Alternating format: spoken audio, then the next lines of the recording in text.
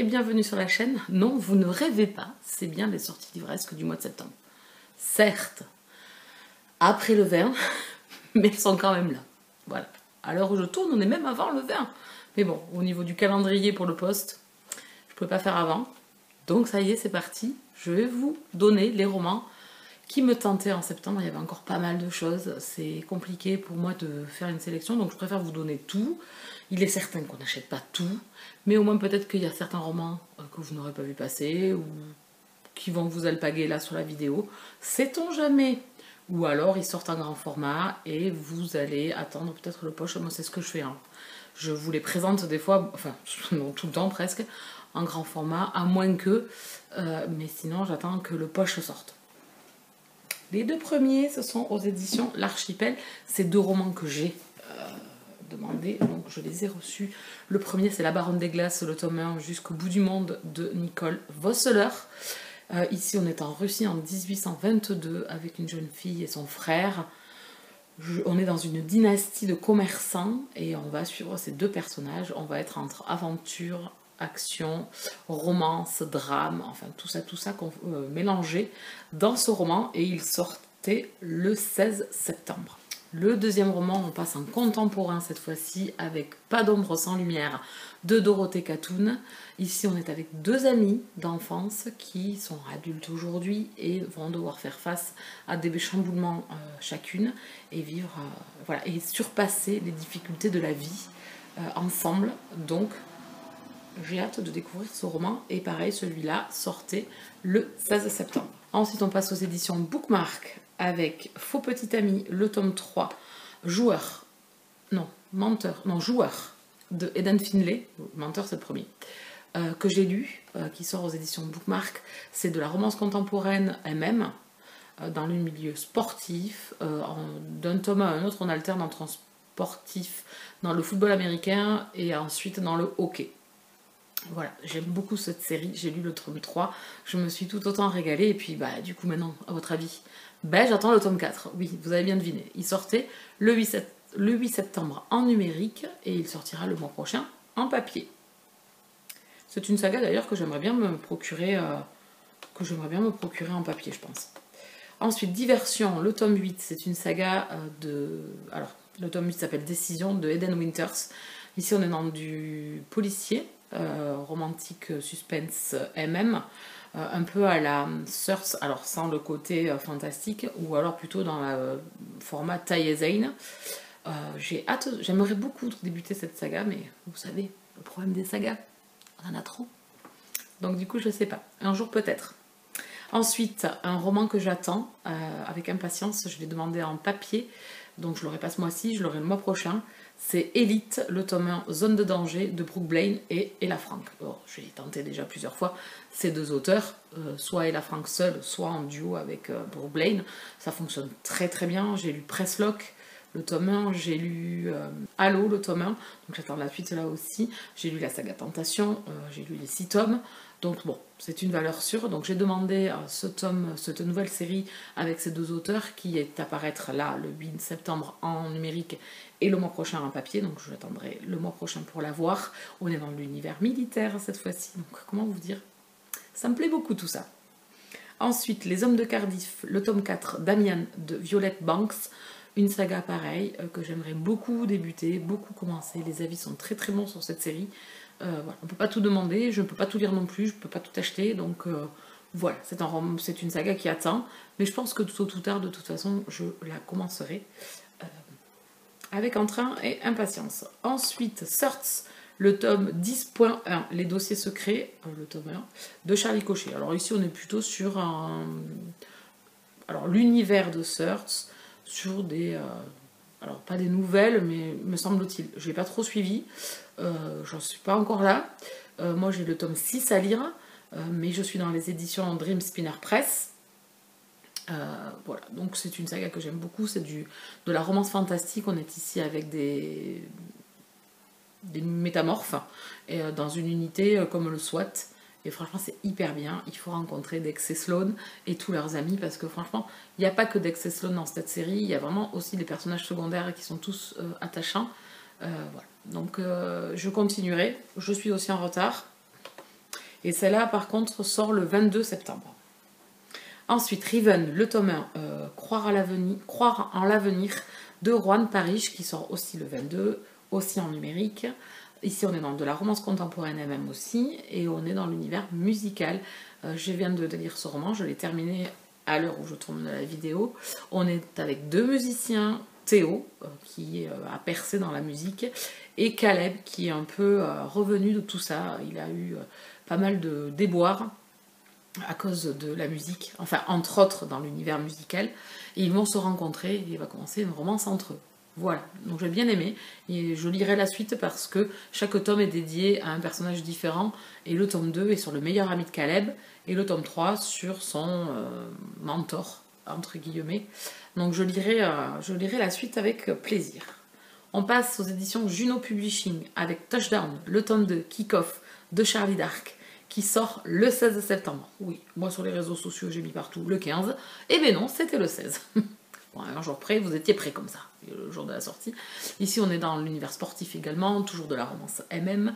On est ici avec Jessie et Wyatt, qu'on a rencontrés déjà au premier tome. J'ai beaucoup aimé ce premier opus, j'ai beaucoup aimé la plume de l'auteur, j'ai beaucoup aimé cette relation. Attention, c'est épicé, pour ceux que ça dérange, mais en tout cas, ça match très très bien. J'ai hâte de les retrouver et de savoir comment ce tome 2 va se passer, parce qu'il y a quand même le passé de Jessie qui est venu faire quelques ombres sur leur relation. Donc j'ai envie de savoir, dans le tome 2, comment tout ça va se résoudre.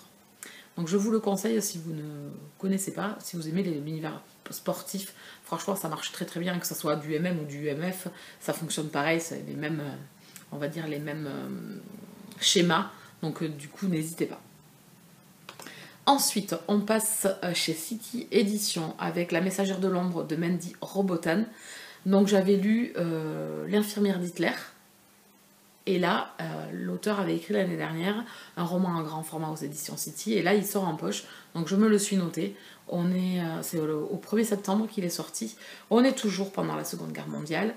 Ici, on est avec une jeune fille qui fait de la résistance, qui est allemande, je crois, si je me souviens bien, parce que c'est un roman dont je vous parle, que j'avais repéré quand il était en grand format.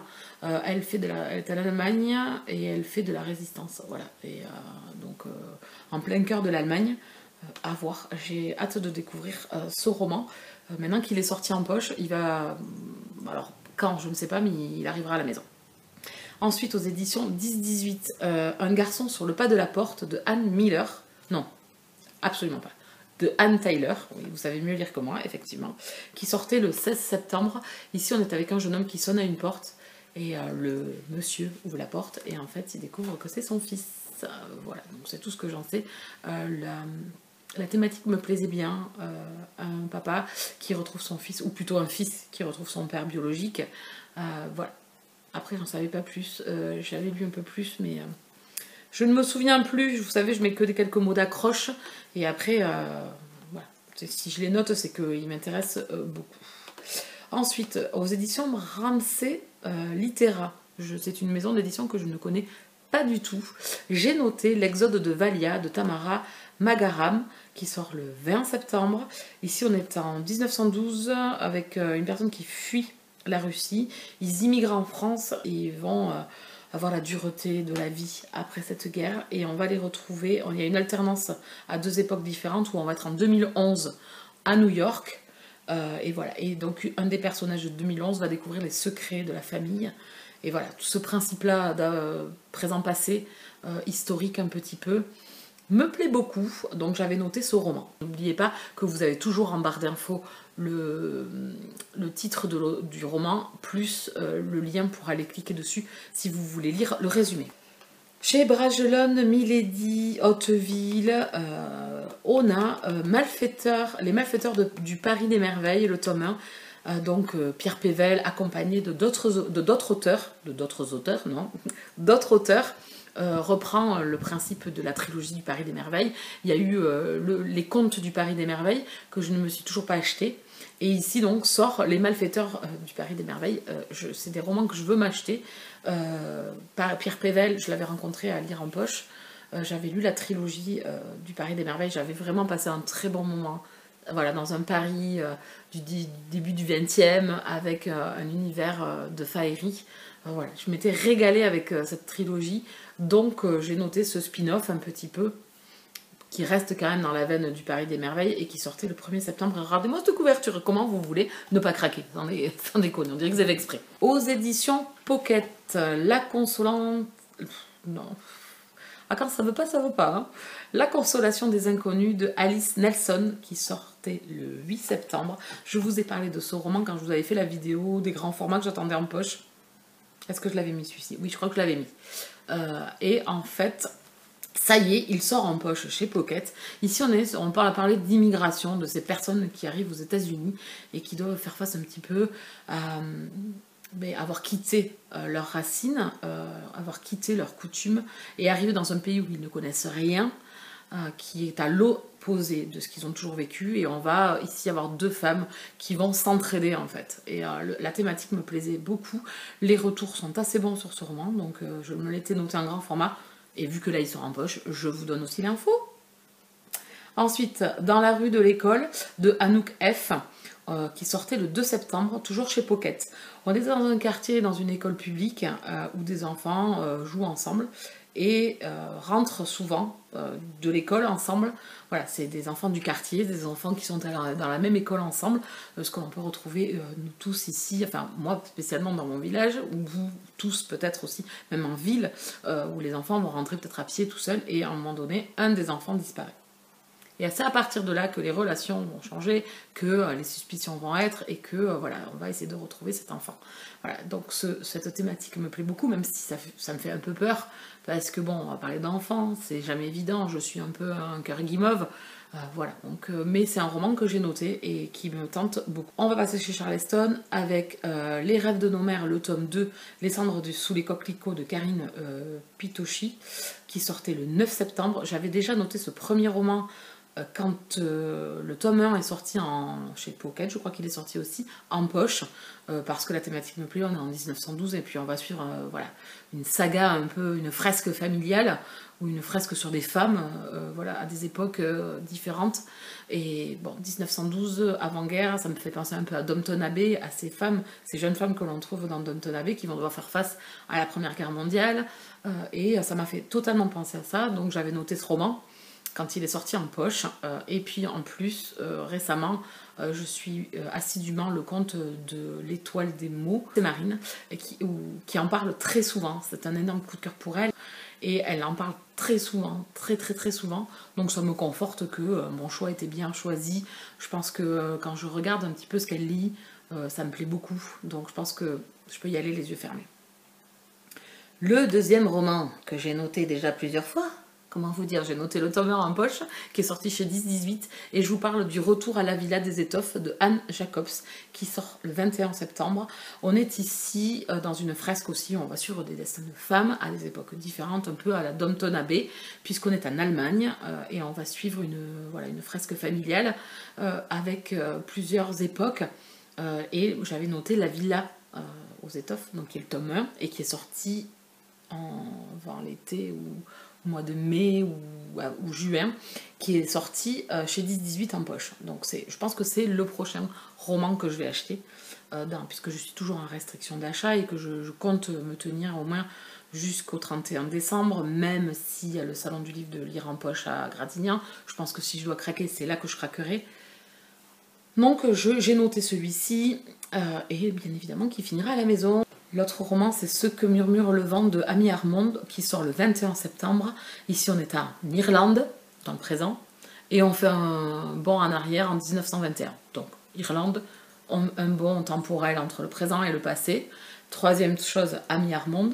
J'ai déjà lu Nos faces cachées, que j'avais adoré, j'avais un énorme coup de cœur, et pourtant, j'étais allée à reculons parce que c'était un young adulte, et en fait, c'est entre le young adulte et le new adulte, et c'était parfaitement écrit, parfaitement bien écrit, c'était magnifique, j'avais adoré ce roman, il est toujours dans ma bibliothèque, c'est un roman que j'ai lu déjà il y a pas mal d'années, mais voilà, Amy Armond, le titre me plaisait, la couverture est magnifique, et la thématique me plaît énormément. Donc tout ça confondu, voilà, donc j'attendrai sûrement, je pense, qu'il sorte en poche, mais en tout cas, voilà, c'est un des romans que je pense qu'il finira tôt ou tard à la maison. On continue chez Albert Michel, avec un auteur que j'ai pas lu depuis très très très longtemps, mais quand j'étais jeune, c'était un de mes auteurs chouchous. J'ai lu pas mal de romans de lui, et c'est Les Promises de Jean-Christophe Granger, qui sortait le 8 septembre. Et ici, on est à l'aube de la Seconde Guerre mondiale, en Allemagne, avec une femme du Reich. Il y a un meurtre, un psychanalyste qui va aider un enquêteur. Donc voilà, c'est tout ce que j'en sais. Voilà, c'est une enquête avec une femme et un psychanalyste pendant la Seconde Guerre mondiale. Donc la thématique au milieu de cette guerre me plaisait bien. Jean-Christophe Granger, comme je vous dis, j'ai lu pas mal de romans de lui. J'ai lu Le Fol des Cigognes, Les Rivières pourpres, L'Empire des loups, Le Concile de Pierre, La Ligne noire. Ouais, je sais plus, je vais pas tous vous les énumérer, mais j'en avais lu à l'époque beaucoup. C'est un auteur qui avait pas mal dans ma bibliothèque. J'ai La Forêt des Mânes dans ma pile à lire, et j'avais Miserere que j'ai entamé, que j'ai lu jusqu'à la moitié, que j'ai abandonné parce que je trouvais que ça manquait de rythme et que c'était... voilà, pour moi, c'est le plus... Enfin, s'il faut, la deuxième partie est excellente, et c'est ce qu'on m'a déjà dit. Il me dit, faut poursuivre parce que la suite est vachement bien. Ben ouais, mais bon, désolé, mais...